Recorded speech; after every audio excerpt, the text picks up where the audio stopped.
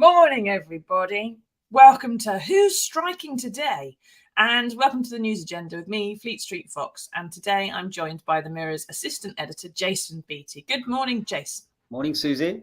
Now, I'm sure some of our viewers will be just as happy as Jason was to learn that today is going to be a Prince Harry free zone until Wednesday, when we're going to have a special roundup of all the things that you didn't know and that weren't reported on that are in Harry's book, Spare. We're going to be joined by the royal correspondent, Russell Myers, he of the hated Royal Press Pack.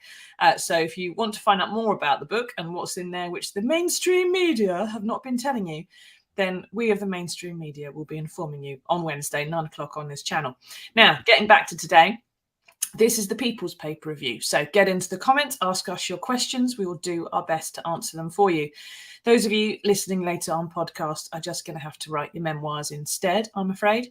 So what have we got for you today? Well, the Mirror has splashed on the hopes of Jamie Bulger's mum, Denise, that her son's killer will stay behind bars for life.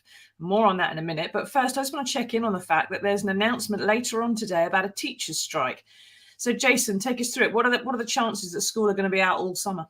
Well, the NEU, National Education Union, which is Britain's biggest teaching union, announced the results of their ballot on industrial action at 5 p.m. today. I'm reliably informed that they've met the threshold and therefore industrial action will be taking place. Now, this is obviously the latest public sector on top of the ambulance workers and the nurses and the civil servants to announce industrial action, which is yet another headache for the government.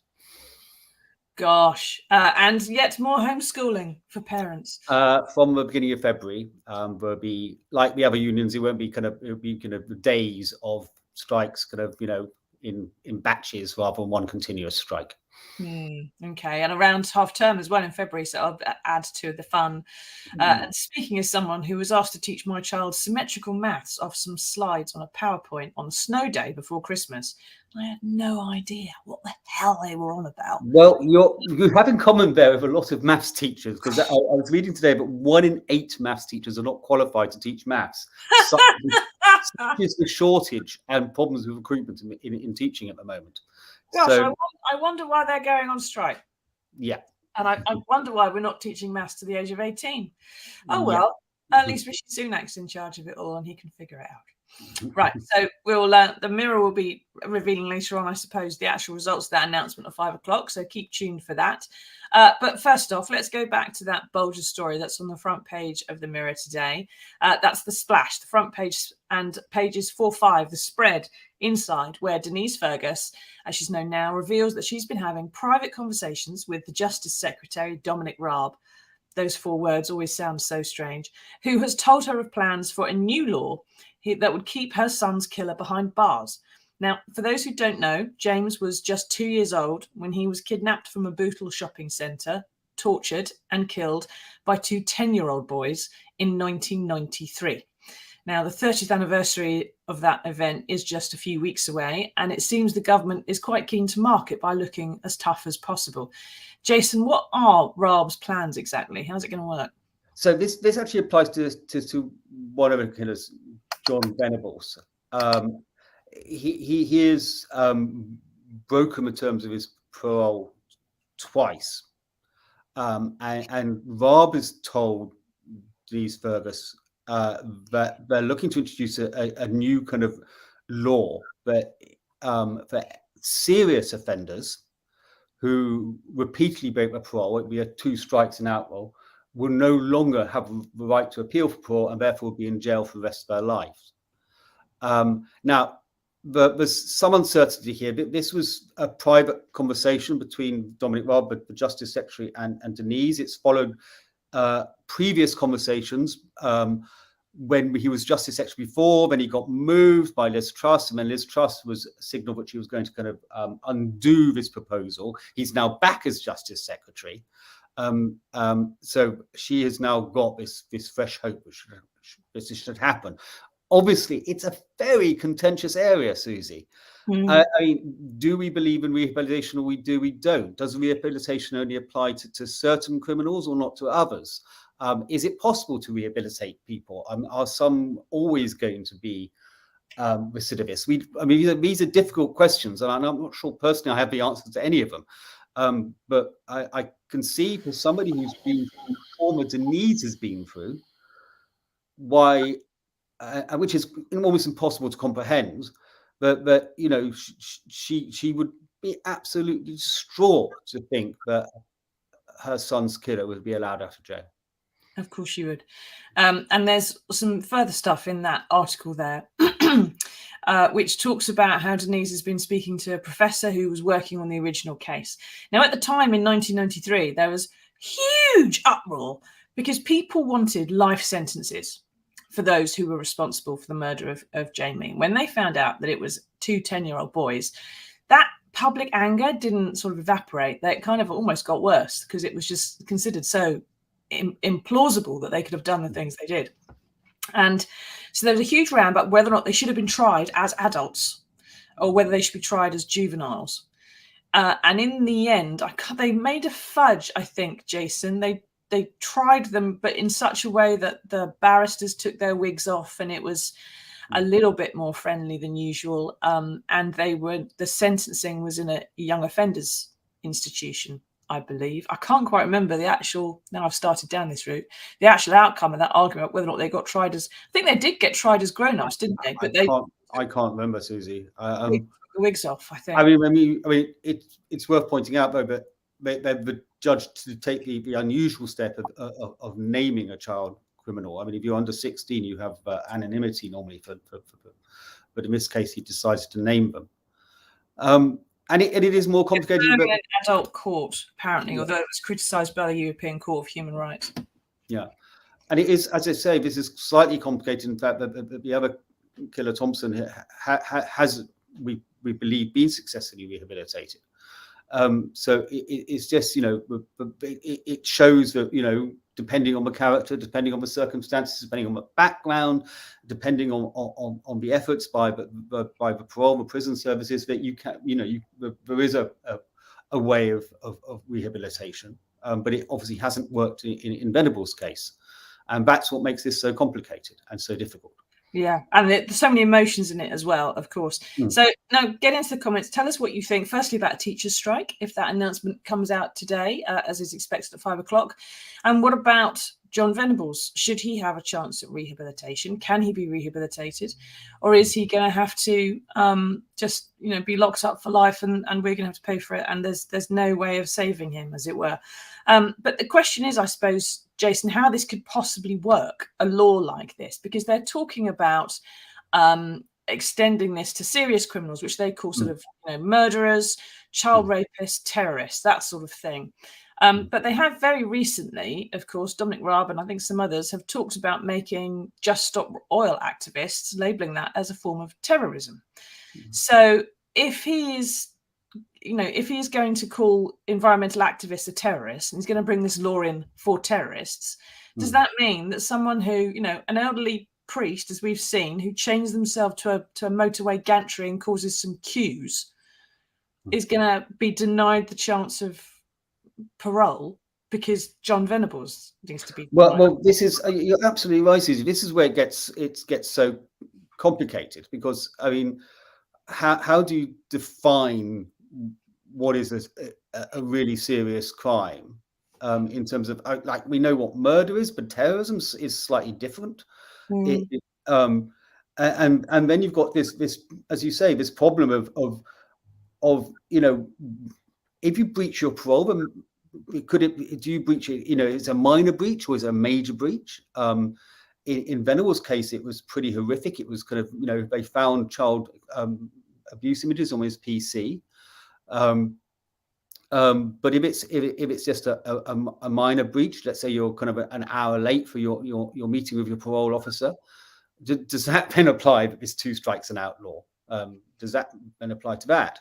So as you say, it's fraught with difficulties. There'll be lots of individual circumstances where you'll think, well, hang on, that's a bit of an injustice. And others, when you go, yeah, lock them up. And I kind of, and this is why kind of blanket laws like this very rarely work. I mean, it's the same with this kind of the police action or new powers to give police to kind of say Just Stop Oil. I mean, it always strikes me this, that the Tories are very fond of curtailing the kind of civil liberties of protest groups they disagree with. But these laws could come back to haunt them, because the next demonstration could actually be another countryside allowance. Exactly. Can you imagine if these laws were used to stop a Brexit demonstration? Yeah. For example, I think there was some talk today of some fresh laws about protests and giving police more powers. So, I mean, if you want to just stop oil because they're the ones protesting against you or your policies, what happens when it's someone protesting for the things that you like? It gets a bit sticky, doesn't it? Now, it's very difficult, I suppose, to ask questions about this in some way. Copite Mark says, if he is released again, will he have a new identity? Almost certainly, Copite, because that's how he was. He and Robert Thompson were both released from young offenders after the first 8 years. I think they were released at the age of 18. And people do forget there was a second killer, Robert Thompson, and he appears to have been rehabilitated. As Jason says, he's living a normal life. He has a partner, last time anyone knew about it. And it is possible, therefore, it would seem, to save somebody from the dysfunctional background that led to a brutal event, and that could then, even knowing that you had done that as a child, could affect the rest of your life. John Stelzner says, this sounds like a backdoor attack on all of our human rights. It's the thing, isn't it? It's the unintended consequences, Jason, of a law that you bring in because it sounds right, because it makes a headline, because you want to tackle one particular problem, and you don't realise that it's going to filter out and just affect everybody. You can't make a law just for John Venables, can you? No. That's the basic problem. I don't know how they're going to get around some of that. But isn't this a case of giving up on rehabilitation in a way? It's saying, that's it, they're past the point of return. If you commit this kind of offence, that's it. There's no hope for you. Yeah, I whether it was possible to, or is possible to rehabilitate John Venables, I just don't know.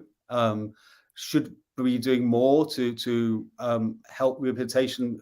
Yes, we certainly should. Our prisons are a complete mess at the moment. There's staff shortages. They're spending far too much time locked up in cells. There's not nearly enough done to actually kind of help them get the skills to survive. And the main problem is that an awful lot of prisoners have serious mental health problems as well, and not to mention kind of drug addiction. And that that's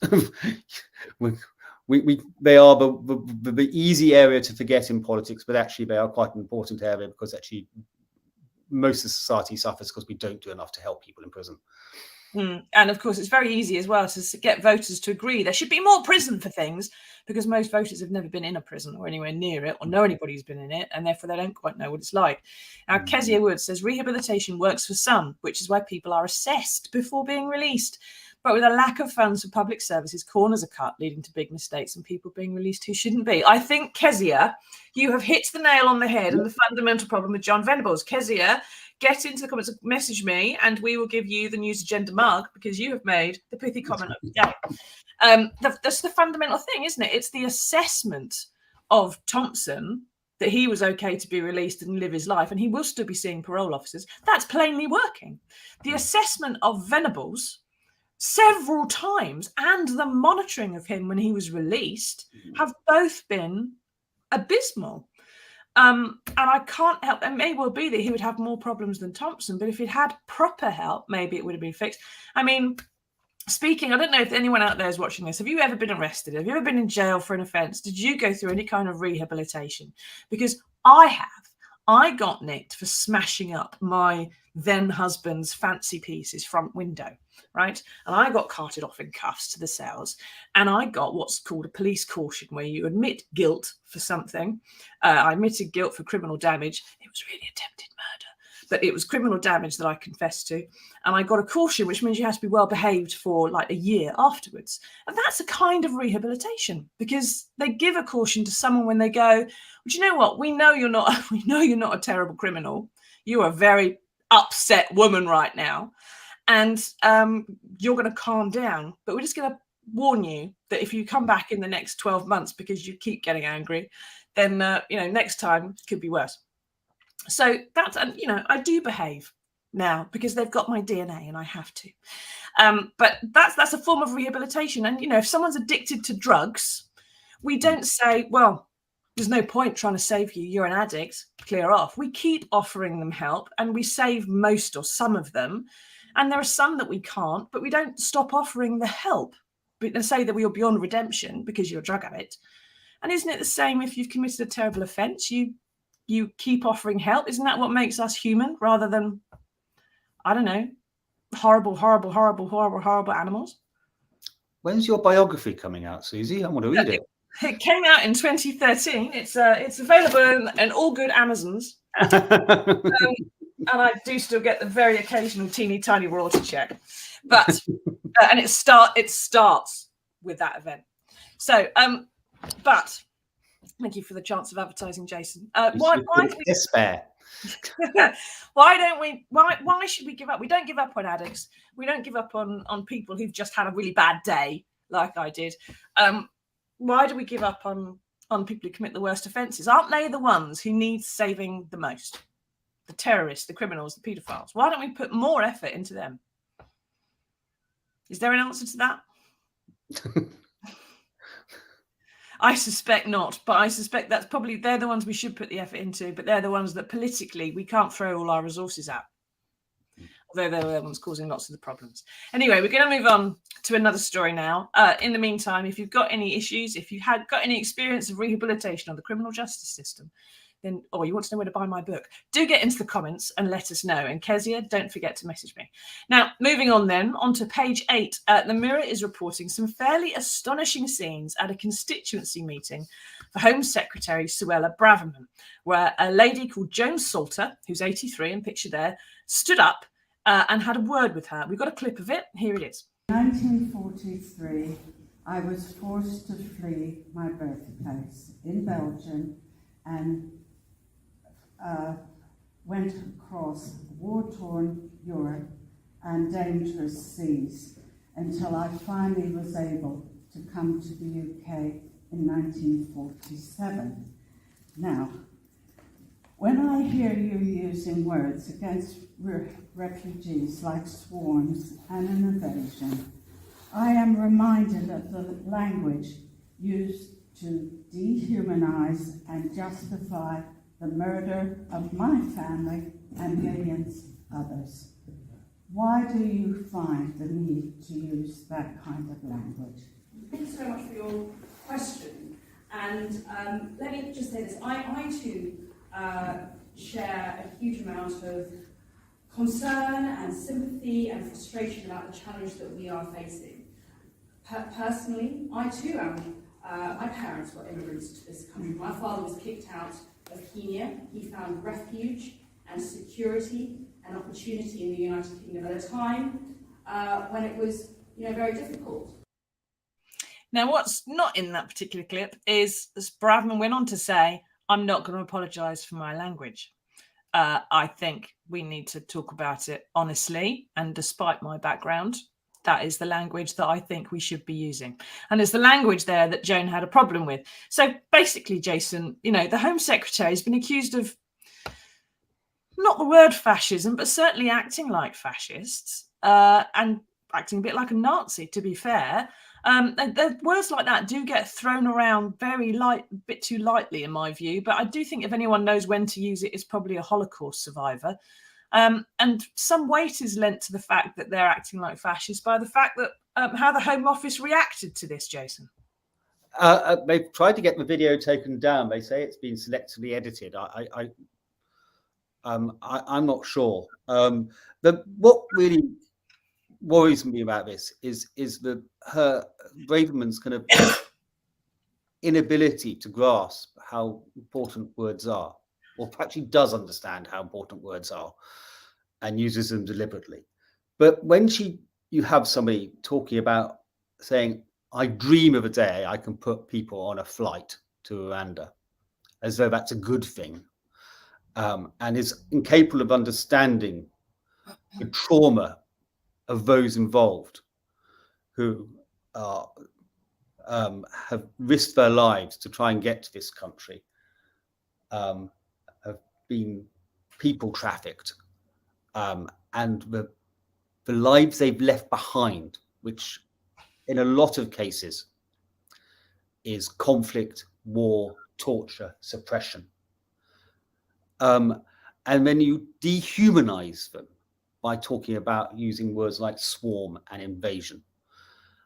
And her inability to realize that she's making these people sound like they're non-existent. They're some sort of they don't have individual personalities. They're people who are coming here, and the implication is that they are therefore going to leech off us or abuse our hospitality. It is I think, incredibly cowardly, because if you're in a position of power like Braverman is, you have the platform to put forward a positive message. Yes, you can say we want to control our borders. There's nothing wrong with that, and people want that. But with that comes the responsibility to speak with humanity and to not stir up hatred. And Braverman has done none of those things. And then she had the gall, because we didn't run the full clip. She goes on to say, "I'm incredibly proud of this country because of its tolerance and its sense of fair play and its generosity." Well, if she's proud of those things, why doesn't she practice them? Because at the moment, there's no safe routes to come to this country if you're seeking asylum. There are, there's exceptions. There are for Ukrainians, there are for Afghanistan, and for people from Hong Kong. But if you're fleeing Iraq or Iran, which are countries which we have long histories with, or if you're fleeing Syria, where there's a horrific civil war still taking place, there's no safe way of getting to this country. And that applies to children as well. And people will say, "Oh, we'll just let everybody in." But actually, at the moment, there's a backlog of 140,000 cases of people seeking asylum. The latest estimates are about 2/3 of those, and this includes people crossing the channel, will be successful. They're not all Albanians. They're not all people trying to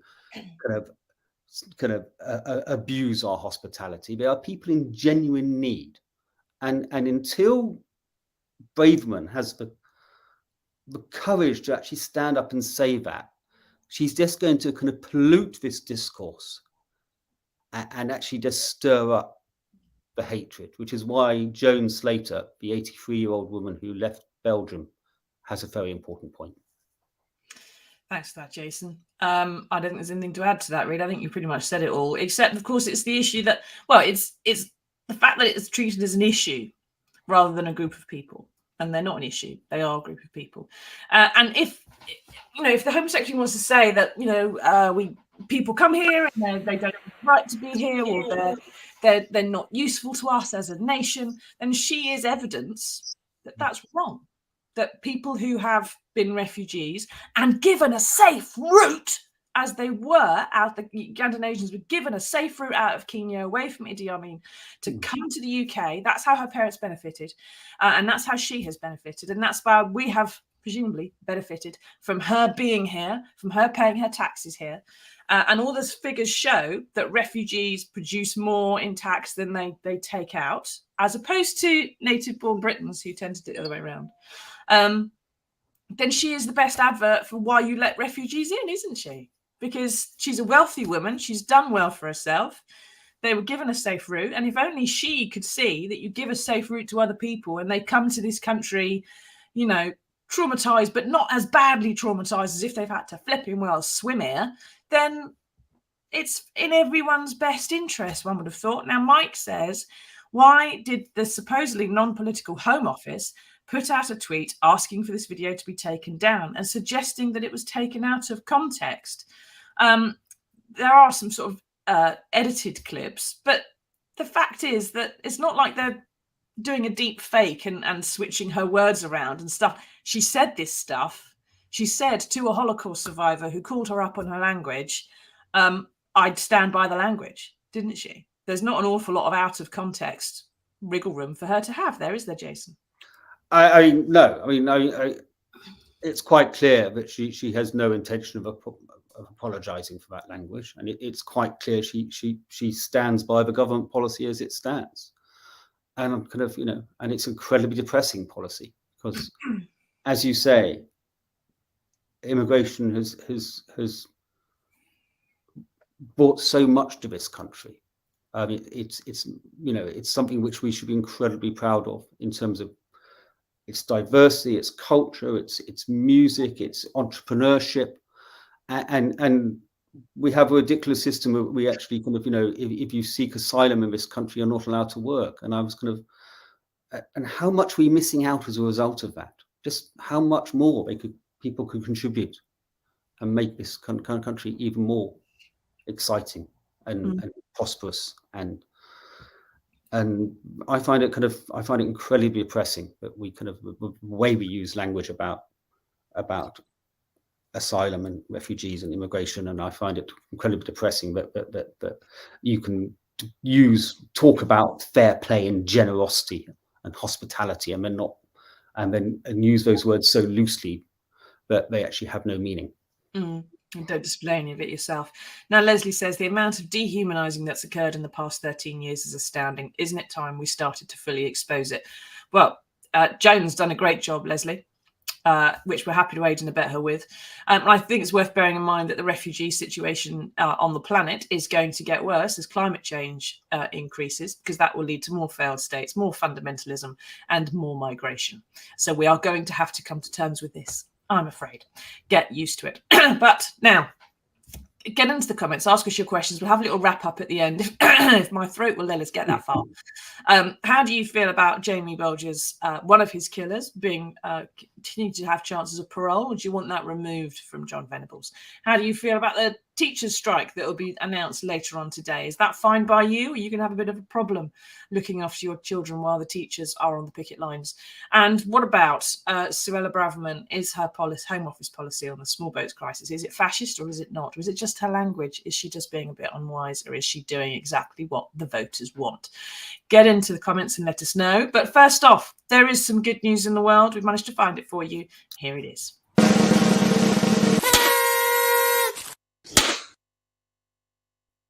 Now, we've all seen the headlines about how the oceans are warming. The North Sea is being dreadfully polluted and poisoned by dredging on Tyneside. But it's all coming up roses for the seals, who have been spotted in greater numbers than ever before on a 5-mile stretch of coast in Norfolk. Almost 4,000 babies. There's one of them. Look, a big, fat, fluffy baby having a dream. Have been seen between Waxham and Winterton on the beaches where the pups get weaned every year and which therefore attracts lots of tourists to see the completely cute little piles of blubber. Jason, it seems there's enough fish in the North Sea to sustain a big population boom for upside-down seals. Is this proof that Mother Nature does take an awful lot of crap from us, but somehow she will always find a way? Well, Mother Nature, a little bit of help on kind of fishing quotas, so we don't overfish, which also helps. But aren't they lovely? I was up in Aberdeenshire a couple of years ago, and there's a seal colony up there. And what's interesting about them, they're really curious animals. So as we walked along this beach, the seal kind of followed us in the sea and kind of kept on looking at us, and it kind of literally follows all the way down the beach. It's wonderful. Yeah, and they're actually quite intelligent seals, I think. You don't want to go near them because they're quite dangerous, particularly if they're carving. They're really dangerous. Yes, but they're lovely, and they like to interact, which I find quite interesting. Wonderful that the seals are having a good time. If you're anywhere near Norfolk, now's the time to go down and have a little look at them. Although it's probably a bit blowy at the moment, and there's some good news at least. Perhaps if humans manage to destroy the environment, there'll be something that survives that isn't a cockroach. That would be nice, wouldn't it? Yeah. Just cockroaches and smell of Bravman. The other thing we're seeing, Susie, is we're seeing a lot more dolphins as well. Are we? Yeah, they're back in big numbers as well. There's a little pod in Lyme Bay in Dorset. Gosh, perhaps they're coming back to eat all the pollution or something. Dolphins are amazing. Maybe Douglas Adams was right, and they're going to be here to save us all or clear off.